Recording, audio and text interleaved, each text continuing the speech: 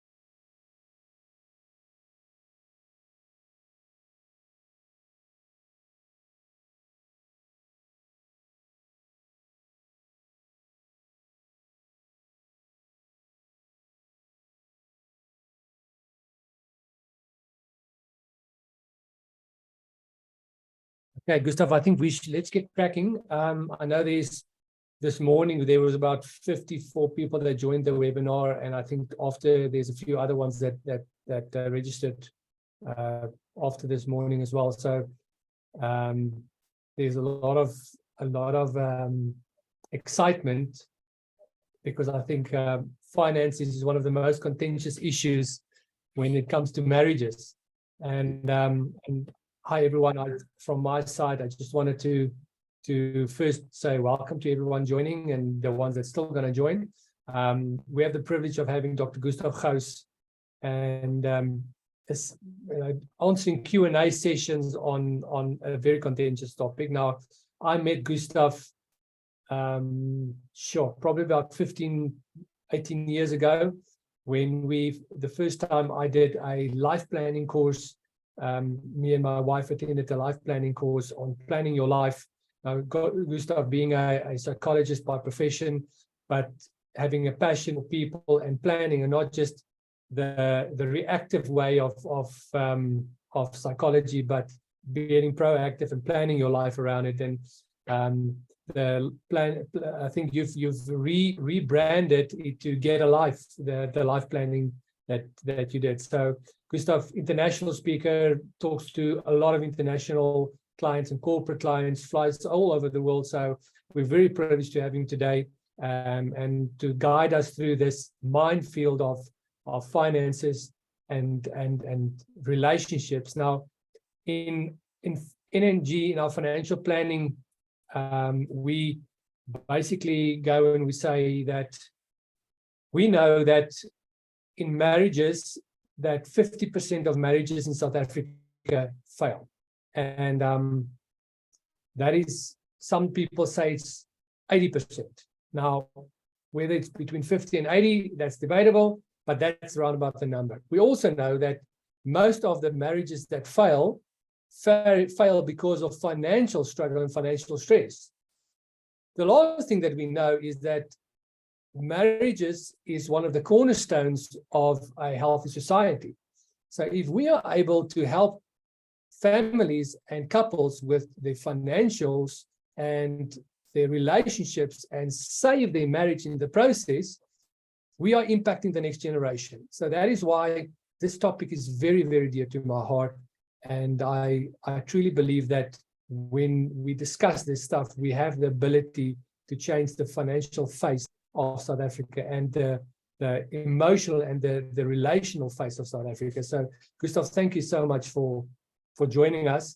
And yeah, I want to start off by asking you a question, which might be a very heavy question, but in dealing with couples and finances, if you had to go and say, what are the issues that you see crop up in your dealings with couples in therapy or individuals or even in the corporate sessions that you have?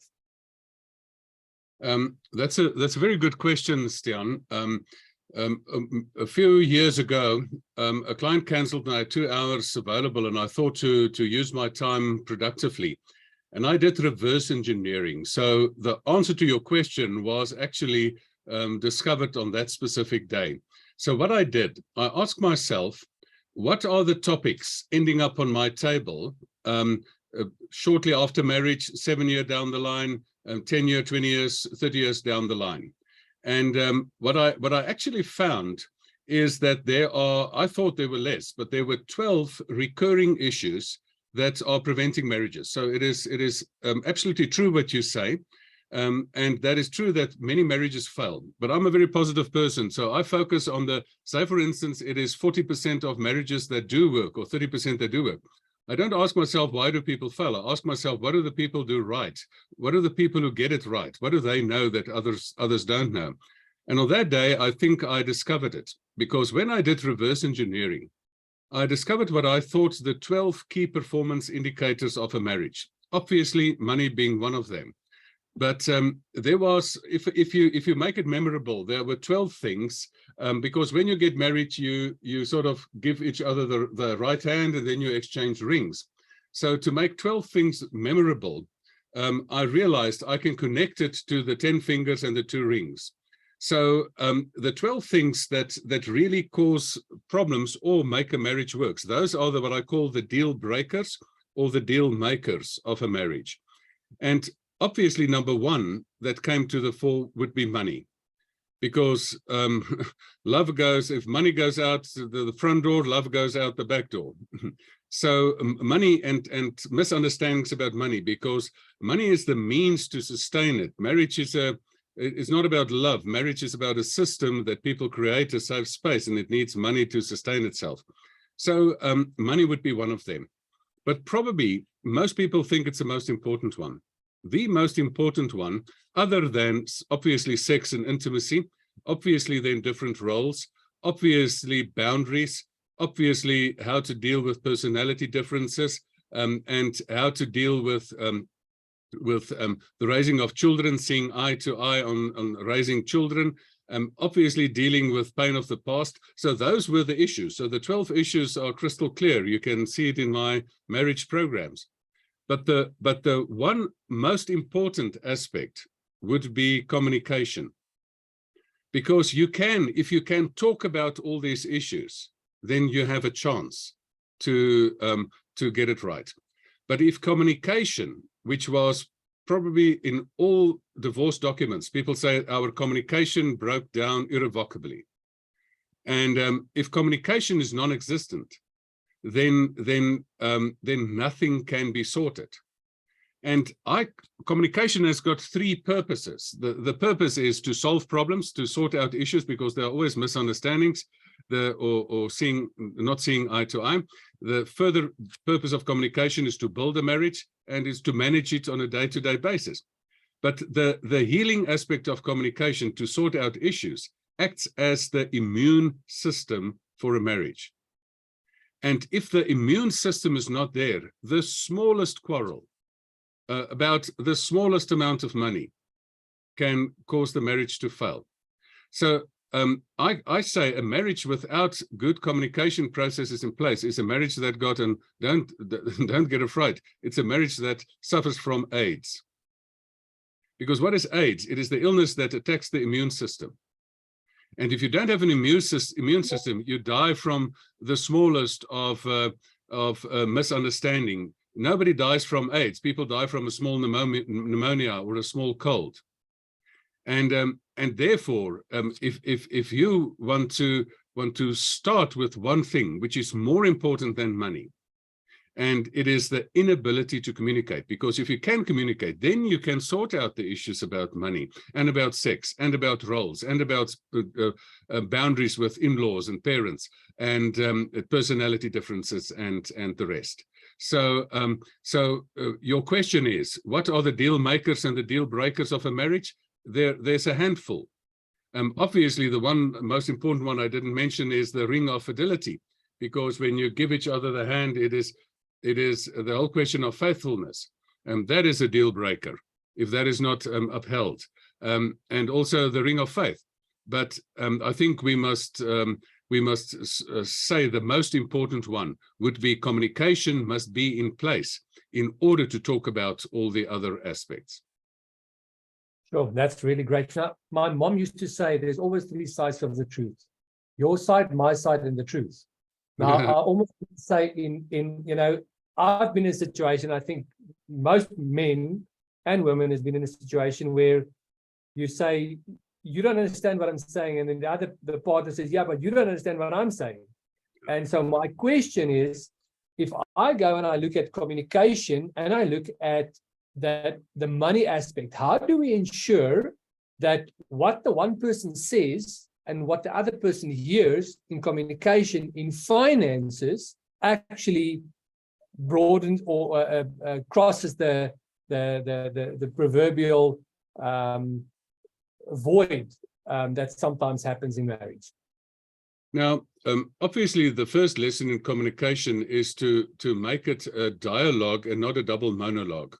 Because most people don't listen and they say, I talk about this. And the other person says, I don't talk about this, I talk about this. It's like trying to play tennis with two tennis balls. So I talk about this part. No, I want to do the other thing.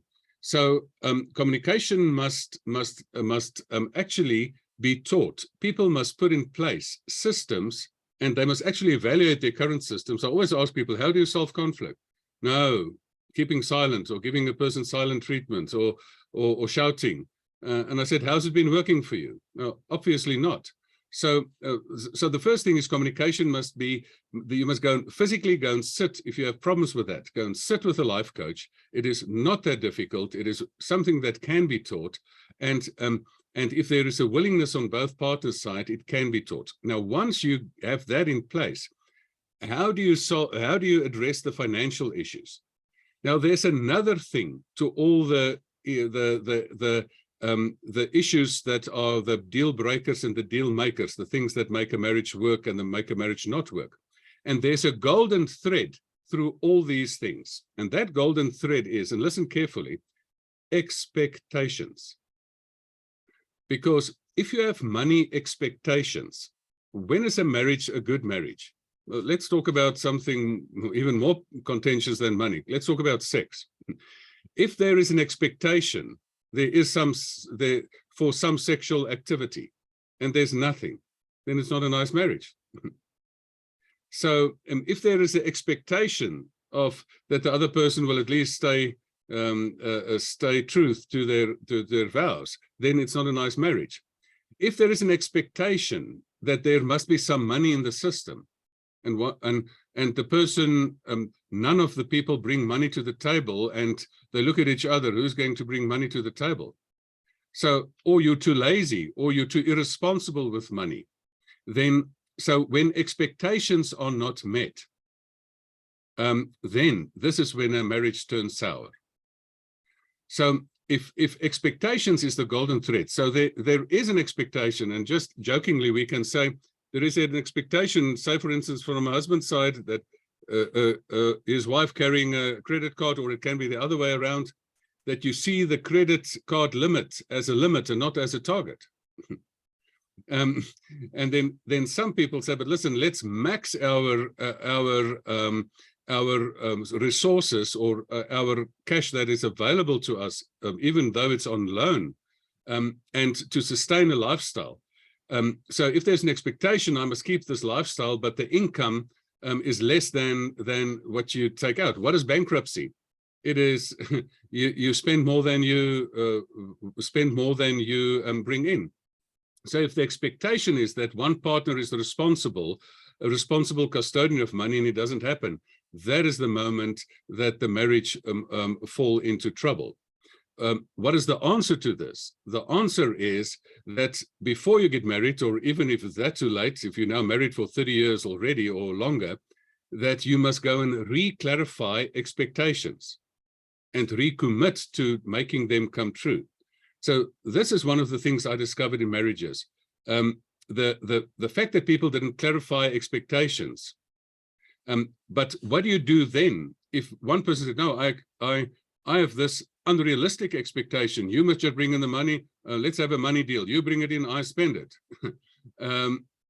That is unrealistic. If there is a big difference about these expectations, then once again, then I suggest, this is why people come into my consulting room, which I branded as, and I want to state it clearly, as a coaching consulting room. Then come to my coaching consulting room, and then I say, but listen, the things that you differ about, I have the unfair advantage to have seen how people do their lives over many years. And if this is an expectation, I can tell you now it's not going to work. So very often people use me as an arbiter, not in the hard sense, but they come to say, listen, there are a lot of things that we agree on, but there are a few things that are the recurring fault lines that we always fight about. And then I said, come on, just bring it to the table. I have a perspective on what works in marriages and what not, and I can surely tell you, this one is not going to work, and that one is going to work. Your microphone is off, Stian. If we talk about expectations and we say, what are some of the questions that couples can ask to clarify expectation or re-clarify expectations? Something that where they say, okay, let's try this, and if it doesn't work, let's get some professional help. Yes. Now, obviously, and I'm glad you ask it, because this is exactly what I get people who are in a marriage or in a relationship to do. I sit with them and I get them to clarify their own expectations. So I first send two partners back to the drawing board and say, what do you think would be realistic expectations in a marriage? So these questions would be, there is an expectation, especially if you're young. We're young, we have nothing, we build something together, and at least we have 50% access to all of that. So the first question should be, how do you get married? Is it inside community of property? Is it outside community of property, or is it with an accrual? So the first expectation is that what we build together can be together. Sometimes from whatever reason. Sometimes a marriage starts from the outset with some mistrust and say, no, I don't trust you. I think you're just marrying me, just a gold digger. I want to exclude this inheritance from the outset. Or people, for practical reasons, marry with outside community of property. But so first you must legally get the legal thing going. But then you must have simple questions. Why do we have money? You must get your money motive ready. Money is not not an end in itself, it's a means to an end. So what do you want to finance in life? Very often, big family fights come from, I want to value money. I want to give money away. I mean, I've got so many examples. This doctor friend of mine said, listen, I make so much money, but my wife has got such a soft heart. The more money I make, the more she gives it away to charity. I don't see any of my money. So there's no sort of looking eye to eye on the on how to spend the money. What are the things we want to spend the money on? Lots of fights is also, can I finance my own personal pleasure from that? Can I go on a hunting trip? Can she go on a trip, a boat trip for girls? So do you have access to it? Further questions is, do you have access to each other's bank accounts? Do you at least have the codes? If you're in business, obviously you can't give access to a partner because there's another legal entity. Another question would be, is there an amount of money that does not have to be part of a budget, that personal spending money, even young couples? I say, even if you're as poor as can be, give at least the person 100 Rand per month that you can spend without giving report to your husband or your wife or what that you did with it. You can buy flowers for your friend, or you can buy something for your pal, or buy a cup of coffee or a beer with that.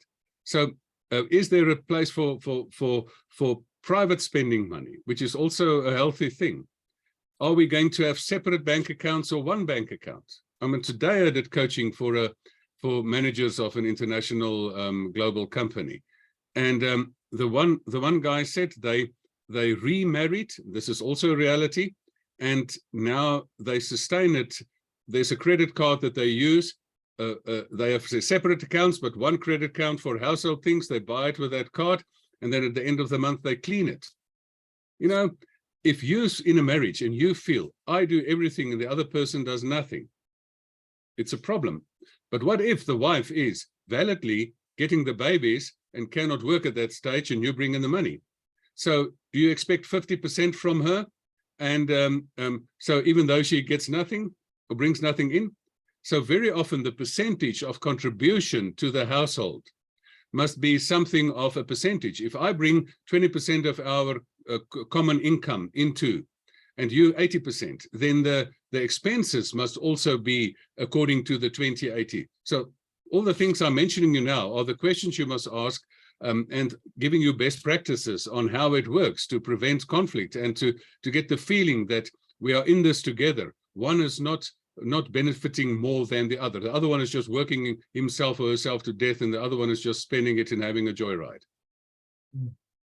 So this is really great advice. Now I want to touch on something else. Now, obviously, out of the line of your work dealing with psychometric profiling and personality profiles and stuff like that, the first question is, what's the common, if you can just as a background or a foundation, just tell our audience, what's the 4 common personality profiles that you see out there and that a lot of the experts are talking about in books and tests, etc., etc. Now, the importance of this is you are sharing square meters with a person who differs from you. The basics is, if you want to shorten your learning curve, you can get to learn to know another person and then take it 15 years to thrash it out and have a lot of fights. Or you can take a shortcut and use psychometrics to get to know your partner. Now, all psychometrics are not personality tests. You have the most famous personality test of them all would be Myers-Briggs, which gives you polarities on how people see things differently. Now, the first polarity is introvert-extrovert. Everybody knows about that. The second polarity would be intuition versus sensing. You walk in the room and some person just sense there are 10 chairs, and another person can sense the vibe in the room. The other polarity would be thinking versus feeling. Some people make emotional money choices. So I want to buy the dress, doesn't matter what it costs because it gives me a feeling of looking good. Or I want to buy that car. I mean, all men buy cars or buy stuff emotionally and try to rationalize it with their brain. So are you a thinker or a feeler? And then you tell your wife, it was really necessary that we had to do this. No, it was just indulgence, my brother. So that Harley Davidson, perhaps. So, but the last not so well-known polarity in the Myers-Briggs personality test would be judging versus perceiving. So a judging person, there's a lot of fights between marriage partners because a judging person has got a set of rules and always judge the reality according to the set of rules. So it's always yes or no. It's always, in Afrikaans, it would be moets and moenies. It's always, it's right or wrong. A perceiving person is black and white. It's a perceiving person is whatever, let things develop. So you cost us, you were late with a parking lot and we had to pay 10 Rand extra. People, 10 Rand. But according to that world, it's wrong. You cost us 10 Rand, but you're willing to risk your marriage because your personality type is like that. So that is reaping havoc. Another aspect is not a personality test, but the typical behavior preference. Behavior preference is that people, the DISC test, you're either dominant or stability, or you go for stability or influential or inspirational or conscientiousness. The conscientious person would like to manage everything to the minute detail. The inspirational person is whatever. So this person wants to say, but you're not balancing the books. The person say, but it's sort of balanced. What's the issue? So the meticulousness of some people. Now, typical job profiles, engineers, chartered accountants, actuaries, financial people have typical left brains and right brains, because that's another polarity. Left brain, very analytical. Right brain, creative and big picture and holistic. So some people have a brain profile which is different from a personality, but it is a distinct difference. And my brain profile wants the detail. The other person says, who cares about the detail? This is the big picture. Now, that is also always relevant for money matters. Because the one wants to manage money, and the one is very often, if you don't manage, I think that the basic part here is, it is okay to be unique in your personality, but you must not become obnoxious in your personality. Because if you, I have friends, man, if you go and you go out for dinner and you share the bill, I mean, they work it out to the last cent. Then it creates the impression that they're stingy. I mean, and then other people say, but let's make a general calculation. Sometimes, even though you're a meticulous person and you are the top actuary or chartered accountant or whatever, just present your personality in such a way that you're not a pain in the neck. So you're allowed to be yourself, but just your best self. So the moment marriage partners realize our view of money is very much connected to our personality types. And our personality types is, you must know your personality type has got good points and bad points. And keep the bad points out of play and keep the good points in play. You know, I'm a right brain person, but I need a meticulous financial manager because I cannot balance my books creatively. So I love to be creative. But so I know my limitations and I appreciate the rest. And I enjoy them. And this is, if a marriage, people in a marriage can come and say, but let's be a team. So on the one hand, with money, you can say, everything must be accounted for. But on the other hand, a person can say, but not everything that counts can be counted. And if these two perspectives come together, then instead of fighting each other in a marriage, then you can be a force that both energies can help you to achieve the goal. So if you, I'm thinking of one or two examples, but my question is, if you think, for instance, like on budgeting, and you look at different, how would your dominant or your stability or your influential or your conscientious person handle, have you seen, do they handle budgets differently, or their spending patterns? What do they do? What's a typical way in which you can realize, okay, I'm this type of person? Yes. Now, let's take that one to the brain profile difference, left brain or right brain. Obviously, a left brain person wants to budget to the absolute finest detail. I just came from Sandton, and I remembered a client of mine who was the internal finance manager of Nedbank. And he won on that year, he won the prize as the best internal finance department of all the banks in the world.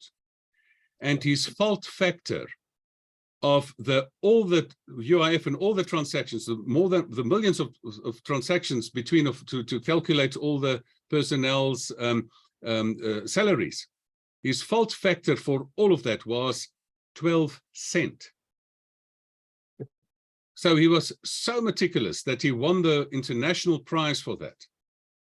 Now, if you take that back to your home budget and you sit with your wife and you say, listen, and you go back home and you take that personality trait, which is fantastic for your workplace, and you say, listen, I see you took a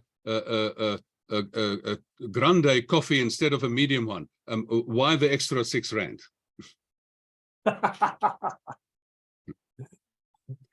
You will irritate the what out of a person. So, the living daylights out of somebody. But if you are sloppy and I mean, to give another example, one person jokingly once said, I actually, in my younger days, before I got married, I went skiing with my married friends, and this one guy, we were sitting one evening and sipping our Glühwein in Italy, and was sitting there, and he said, when are you a married man? This medical doctor friend of mine said. He said, when you earn more than your wife can spend. But he was a really big earner in the 90s. That was the 90s. I mean, his earnings were really big amounts per month. And then he dropped his head and said, I'm the biggest earner here, but I'm not a wealthy man because my wife spent it. She, in those days, had spending money of every month. There was 30 to 40,000. In the 90s, that was a lot of money that she couldn't account for. There was just 30 to 40,000 gone. And there was nothing to show for it. Now, that's sloppy. Now, no wonder they got divorced after a while, because they couldn't reconcile their differences. There were other reasons for that as well. Sure. And so another point I think is that you mentioned is debt, and different personalities of how they perceive debt. You know, we've had scenarios where I sit with clients and they see debt as a way to fund a lifestyle. Other people say it's a way, and you get people that take on debt because they want to start a business. Now, and a lot of people obviously growing up that way as well, but they just have such a high resistance towards debt. So how what's your guidance on debt and how people perceive debt and personalities? You know, if there's one thing that can, and remember, all these different aspects of the marriage are deal makers or deal breakers. Debt can be an enormous breaker of trust.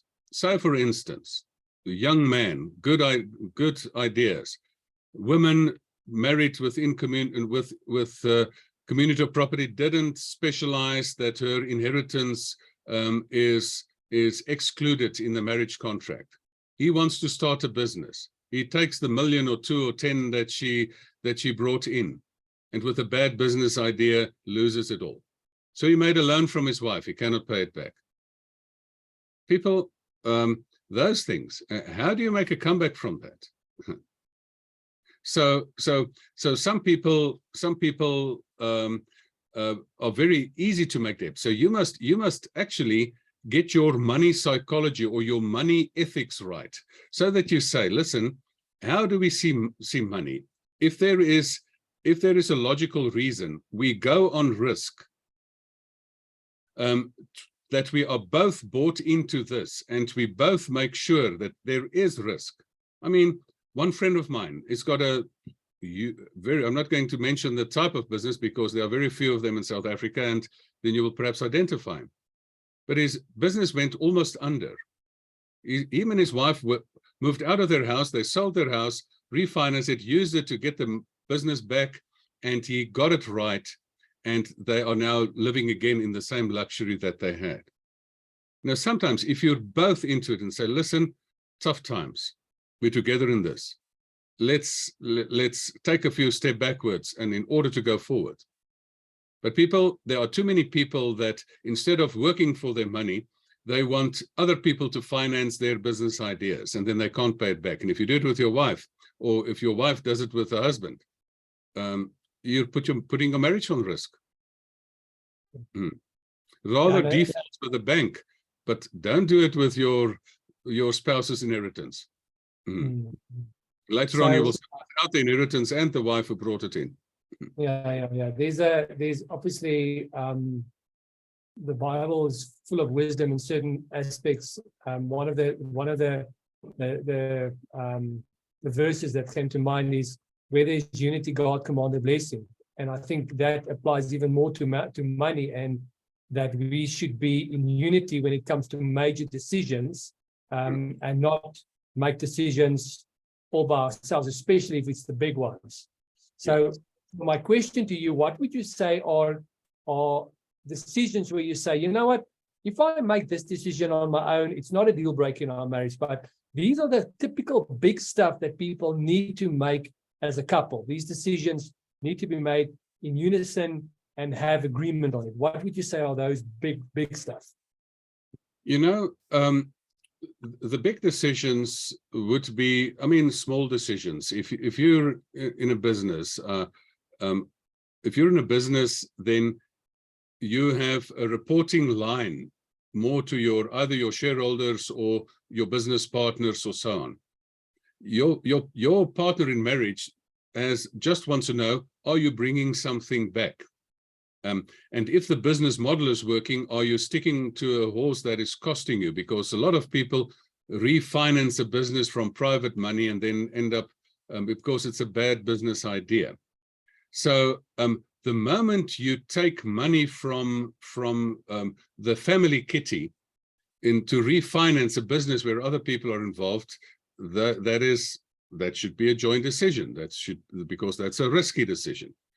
The moment you buy a big property, because of good financial advice from people like yourself and other people, you must go and sit and become financial savvy and say, listen, do we buy a house?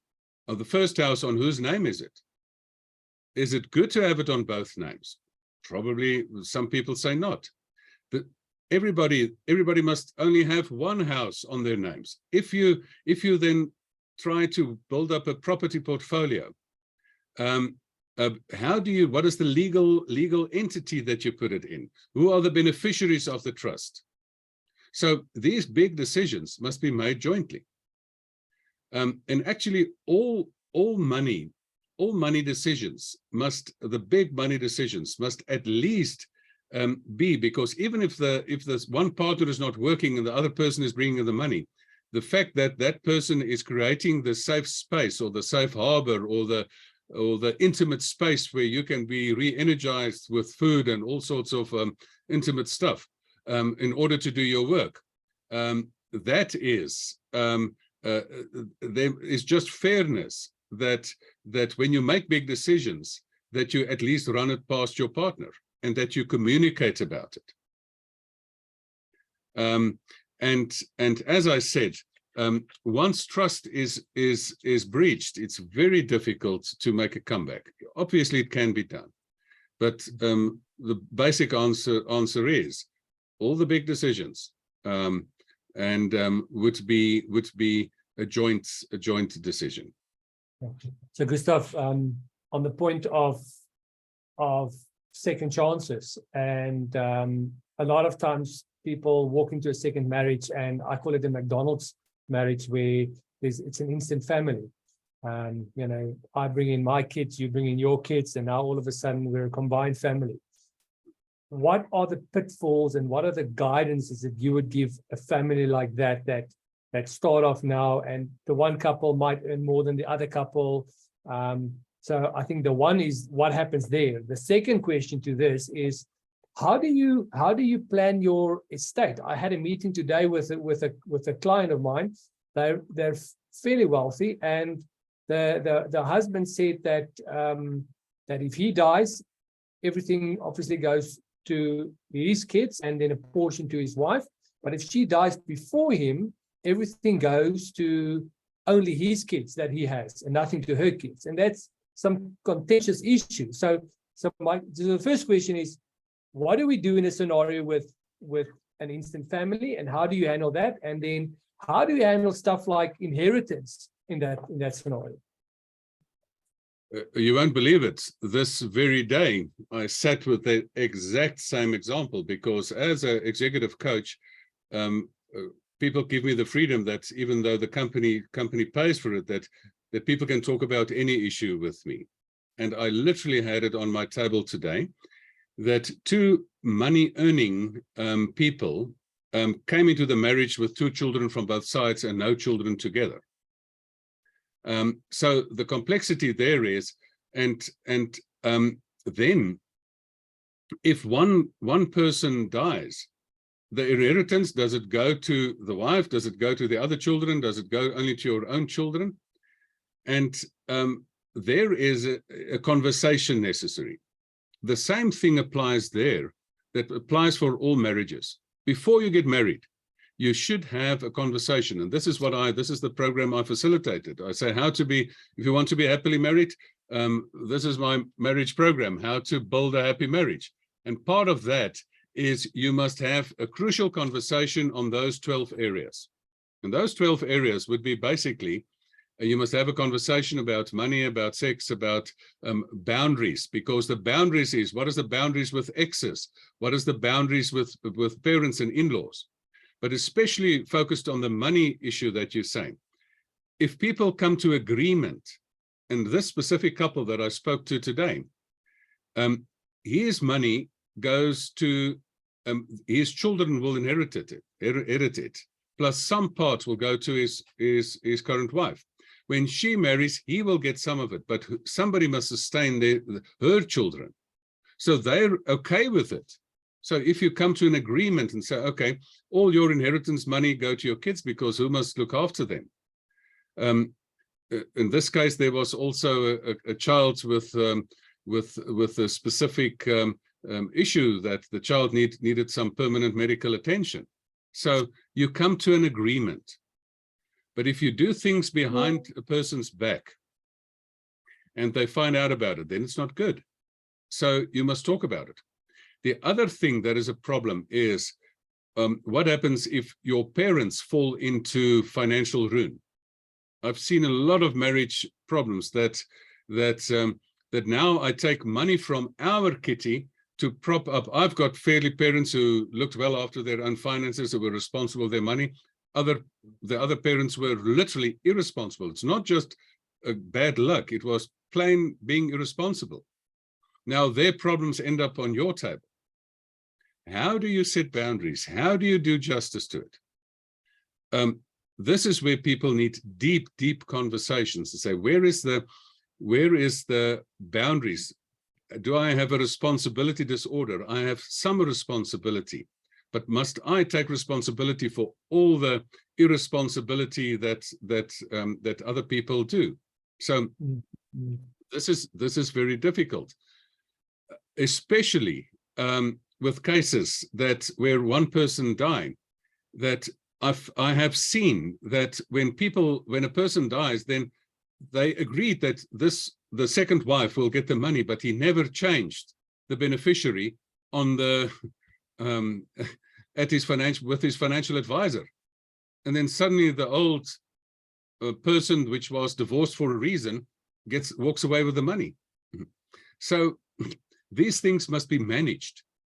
And this is why responsible financial managers are probably your best friend. It must be so part and parcel of getting things, the money matters of a relationship right, because you can mess up a whole system with not doing the right thing there.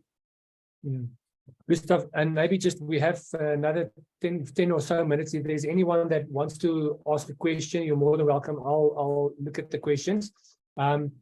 The one of the other contentious issues that sometimes happen is how do you plan for things like holidays or for your, I always differentiate between obligations, needs, and wants. Those want items, the boat, how do you make sure in a marriage when you talk about stuff like that stuff is something that both agree on or not agree on? Because I've seen some issues where that creates challenges in marriage. One of the 12, and I actually should get a picture of that, but I call it the 10-thing Turing plan for a marriage, or the key performance indicators where you must clarify expectations beforehand. The one thing that causes a lot of problem marriages is the whole aspect of lifestyle. What do you get if you get the lap of luxury wife who just wants to stay in 5-star hotels, marrying the sleep in the tent in the Kruger National Park in the corner there somewhere, man? So one wants a lavish lifestyle and the other one doesn't. So how do you see eye to that? And then people must clarify expectations. And the basic principle should always be, don't spend more than you get in. This is financial ruin. But even if you have very little money, I have seen very wealthy families sacrificing family holidays because we cannot afford it. Because they don't know to create moments with money.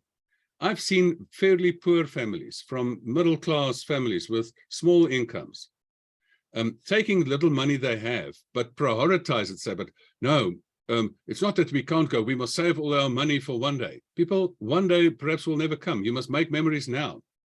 So what they do is they create within the budget, within the lifestyle.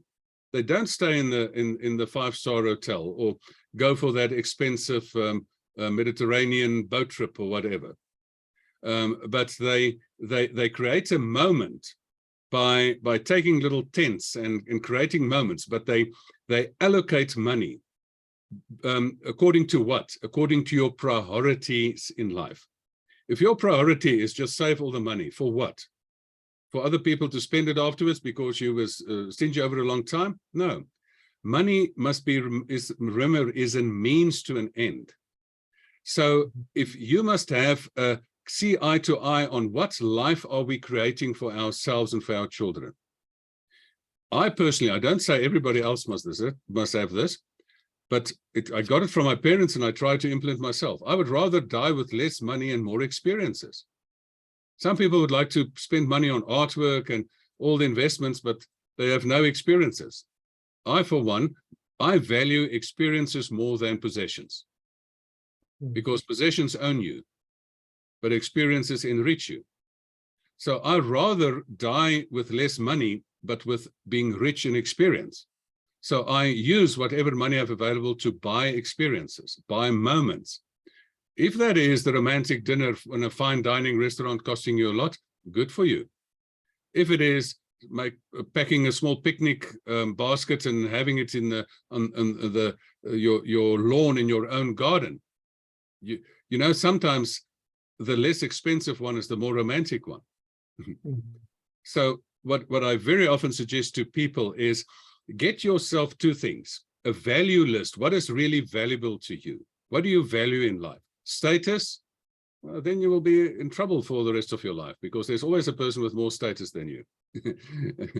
But if you value experiences, good moments, you know, life consists of moments. So this is the one thing you need. You need a value base. And if you don't see eye to eye on that, go and see a counselor that you can get clarity and clarify expectations on values. The second thing you need is an overall life plan. One of the 12 aspects of a good marriage is, what life are we creating? Money must be embedded in a life plan. You cannot do financial planning if you don't have a life plan, because money is a means to an end. Why? To create a good life. So what is the purpose of marriage? You must help me to live my life purpose. I must help you to live my life purpose. And we must jointly create a life together, which is actually lekker to live for our children and for ourselves. and not only lacquer for ourselves, but it's also valuable for the world around us. So because don't spend all the money on you. What about, where's your plan to give? Where's your plan to be blessed, to be a blessing? But I've seen, and this is seriously important, Stian, that the families, in the beginning I said, I don't focus on the marriages that fail, the 70 or how many percentage. I focus on the marriages who do work. What do they have in plan? They have a life plan. And then they work hard to get money to finance their life plan. So they have a common goal. And only if you can only do financial planning, if you see what these people want to achieve. Some people want to get money to build an orphanage, other ones to have a really nice adventure. So the life plan must precede the financial plan. And this is the thing I miss. Nowadays, people first do the financial plan and then they do the life plan. So first get the life plan and then say, but how are we going to get money to sustain this? And the second thing in marriages, you must go and sit with your spouse and you must go and get communication in place and re-clarify expectations. And the moment you re-clarify expectations and commit to it and go to a counselor that can sanitize your bad expectations and give you best practices, then you can be one of those couples in that percentage point of that 30% or how many marriages that actually do work. Yeah. So when we sit at NMG, when we sit with the client first time, the one question we ask is, what is your definition of financial success and why is that important to you? And, you know, I've seen for one person, it's driving the Porsche and the Ferrari. For another one, it's you know what, I want to make sure I give 90% of my money away and live on 10%. Other people is just, you know, want to make sure that I have those experiences. And one of the things that you said to me at once, I'm not sure if this is probably about 15 years ago. You once said to me, those people that take pictures live twice. You used to say that to me. And I want to, and I think the other things that I want to, as a testimony, just based on what you said, is my wife Alreen's, her experience of going through your life plan and you know, one of the things that she wrote down is that she wants to do make a CD, and she wants to sing in front of a big crowd. And 18 months later, she had a CD and she sang in front of 75,000 people at Loftus. And I think it's so important. What you're saying is that you need to have a life plan. You have to plan your life. Otherwise, you know, what we're doing with our finances just doesn't make sense. I remember that day vividly, Stian, and that was, your wife was very pregnant, sitting in a life planning seminar, and I asked people to at least dream. So don't be so realistic that you don't dream beyond your means, because dream big and then get the means. And everybody had a dream, and she said, I want to sing in front of thousands of people and make a CD. And I remember the audience, they were sort of politely clapping and say, oh, this pregnant woman. I'm sitting in the exact studio where your wife walked in after that with a recorded CD and showed it to me. And then when I think it was a month later, I walked onto Loftus Stadium, and because she said a plan, I walked, and she said she wants to sing in front of thousands of people. How many singers can sing in front of 60,000 people? And guess what? I walked into Loftus and there was a show, and she was the opening artist, singing in front of 60,000 people, because it was a woman with a plan. But you must not only the financial plan, must finance your life plan. So there's a great need that we do life planning first and foremost, and then do financial planning to finance, because money is a means to an end. What is the end? To do life. Yeah, absolutely. So what I'm going to do to everyone, I'm quickly going to just pop your website, gustavgous.co.za, on the chat. So anyone that wants to do a life plan, and I can, you know, we did it almost 18 years ago.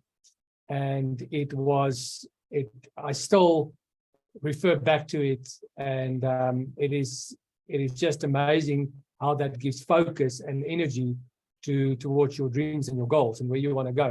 And I think I want to close off on this and say that this is a really, really important part of what we need to do in terms of financial planning, and making sure that the conflict we have starts from a foundation, or the plan that we have to evade and avoid conflict needs to come from a foundation of having the same values, having the same goals, and making sure we're aligned on those aspects, because then a lot of the other stuff will fall into play.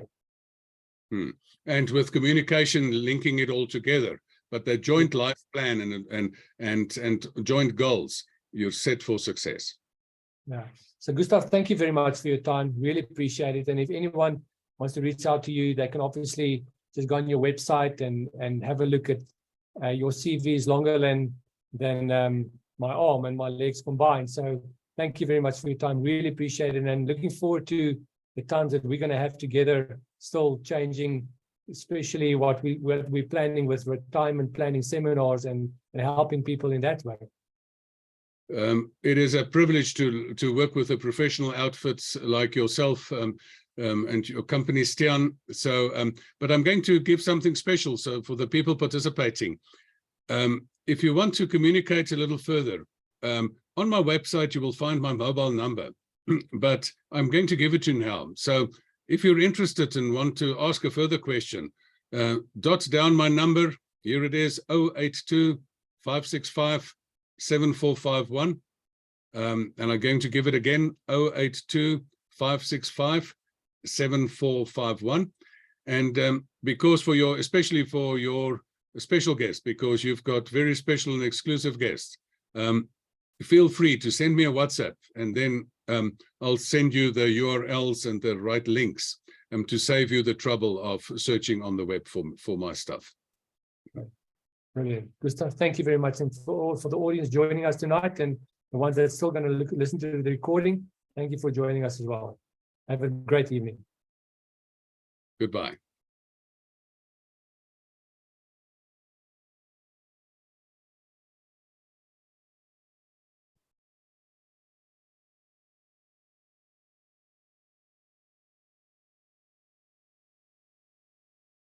Gustav? Yes. Baie dankie. Ek dink dit het goed gegaan. Ja,